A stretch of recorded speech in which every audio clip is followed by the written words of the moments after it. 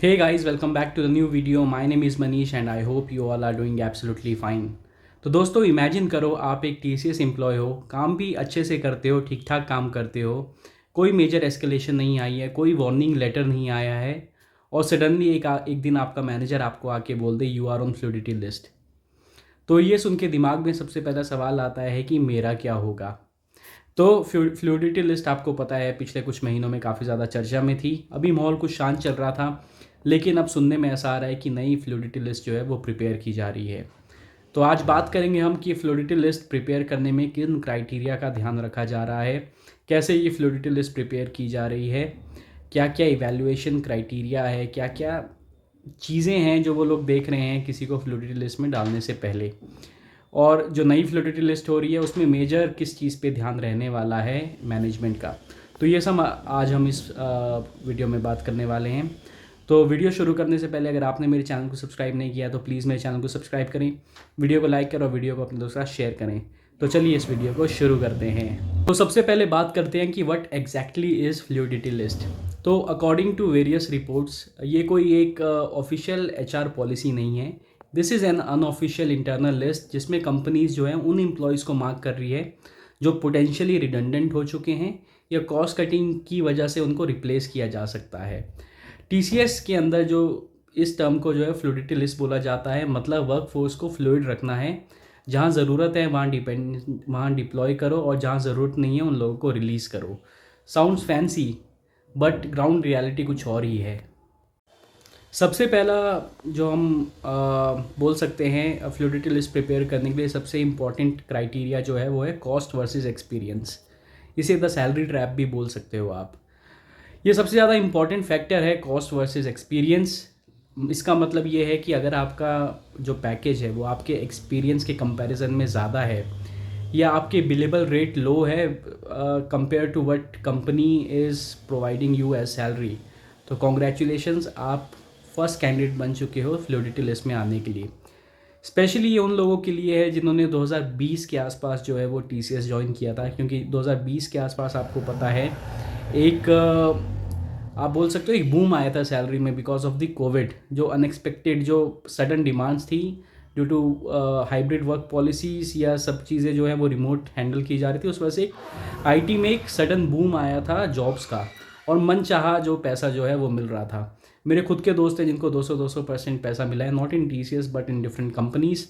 तो स्पेशली उन लोगों को टारगेट किया जा रहा है जिनका पैकेज ईयर ऑफ एक्सपीरियंस से बहुत ही ज़्यादा है, तो उनके लिए सिचुएशन थोड़ा रिस्की हो सकती है। इन्फ्लेटेड सैलरीज का प्रेशर जो है वो अब दिख रहा है। कंपनीज चाहती है जो कॉस्ट जो है उसको लोअर करने के लिए और ज़्यादा काम करवाने के लिए। तो ये एक सिंपल इकोनॉमिक्स है कि जिसकी सैलरी ज़्यादा है एक्सपीरियंस के, वो थोड़ा ज़्यादा खतरे में है इस फ्लूडिटी लिस्ट में आने के लिए। दूसरा जो सबसे इम्पॉर्टेंट फैक्टर हो सकता है वो है वर्क फ्रॉम ऑफिस इंडेक्स। अब आता है work from office index. TCS ने एक साइलेंट मैट्रिक्स जो है वो बनाया था वर्क फ्रॉम ऑफिस इंडेक्स, मतलब आप कितने दिन ऑफिस आए हो, कितनी बार पॉलिसी वॉयलेट कर चुके हो, सब कुछ ट्रैक हो रहा है। कितने घंटे आप ऑफिस में रहे हो, अगर आप ऑफिस आए हो तो कितने घंटे ODC में रहे हो, सब कुछ जो है वो ट्रैक हो रहा है। अगर आप frequently work from home prefer करते हो या आपने HR पॉलिसीज़ जो है वॉयलेट की हैं तो आपका नाम भी उस लिस्ट में आ सकता है। आपको मेंटली प्रिपेयर हो जाना चाहिए।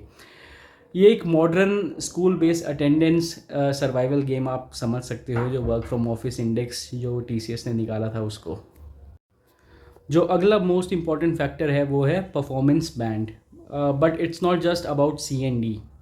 तो परफॉर्मेंस बैंड जो है वो एक मेजर फैक्टर है, लेकिन शॉकिंग पार्ट ये है कि पहले हमने देखा था कि जिनको A या B बैंड भी आया है उनको भी फ्लूडिटी लिस्ट में डाला गया था। So it's not always about your poor performance. कभी कभी प्रोजेक्ट क्लोजर या स्किल मिसअलाइनमेंट से भी एक रीज़न हो सकता है कि A बैंड वालों को भी फ्लूडिटी लिस्ट में डाला गया हो। लेकिन अगर आपका C या D बैंड है, इनफैक्ट आपके अगर कंटिन्यूस B बैंड भी हैं बहुत सारे या कंटिन्यूस C बैंड है, D है तो छोड़ दो, फिर तो आना ही है। लेकिन B C का कॉम्बिनेशन कंटिन्यूस C B ही आ रहा है, कभी A नहीं आया, तो हो सकता है आपका नाम भी फ्लूडिटी लिस्ट में आ जाए। तो ये एक फैक्टर है जो वो एसेस कर रहे हैं, जो है परफॉर्मेंस बैंड क्या है एम्प्लॉयज़ का ओवर द ईयर्स जितने भी उन्होंने TCS में काम किया है।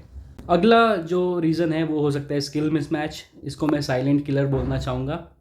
टीसीएस और जो दूसरे फर्म्स हैं वो अब एआई, क्लाउड और डिजिटल स्किल्स पर फोकस कर रहे हैं। अगर आप अभी तक पुराने टेक में फंसे हुए हो, जैसे लेगेसी, जावा, मेन फ्रेम्स या आउटडेटेड टूल्स, तो आप रिस्क जोन में आने के काबिल हो। आप रिस्क जोन में आओगे ही आओगे। फ्लूइडिटी लिस्ट की एक लाइन ही काफ़ी है, if you are not upskill, if you don't upskill you are replaceable. मतलब अगर आप खुद को अपस्किल नहीं कर रहे हो तो आप काफ़ी ज़्यादा रिप्लेसेबल हो कंपनी में। जो अगला इवैल्यूएशन क्राइटेरिया है फ्लूइडिटी लिस्ट में डालने के लिए वो है bench time. 35 days and you are out. TCS में आपको पता है बेंच कल्चर होता है। जैसे ही आपका प्रोजेक्ट ख़त्म होता है तो आप बेंच में आते हो, और आपको पता है रिसेंटली एक रूल आया था कि 35 days business days per year है बेंच टाइम। तो हो सकता है अगर आपका 35 डेज से ऊपर हो गया है बेंच में, तो हो सकता है कि आपको फ्लूइडिटी लिस्ट में डाल दें। और कहीं ना कहीं अगर आप बिलेबल भी नहीं दिख रहे हो उनको फ्यूचर प्रोजेक्शन में, डिपेंडिंग अपॉन योर स्किल्स, तो पक्का आपको फ्लूइडिटी लिस्ट में वो लोग डालेंगे। और एचआर आपको पोलाइटली बोलेगा we are optimising our workforce. Polite words है बट रियलिटी है you are being asked to go. तो ये है जो है एक इवैल्यूएशन क्राइटेरिया जो था bench time policy, 35 days and you are out. अगला है सुपरवाइज़र डिस्क्रिशन। इसको मैं बोलना चाहूँगा it is biasness at its peak. तो देखो मैनेजर के हाथ में फिर भी थोड़ी बहुत पावर होती है, किसको लिस्ट में इंक्लूड करना है, किसको लिस्ट में एक्सक्लूड करना है। रिपोर्ट्स के हिसाब से इंक्लूजन तो होता है, लेकिन एक मैनेजर का परसेप्शन भी लिया जाता है कि किसको डाला जाए, किसको ना डाला जाए।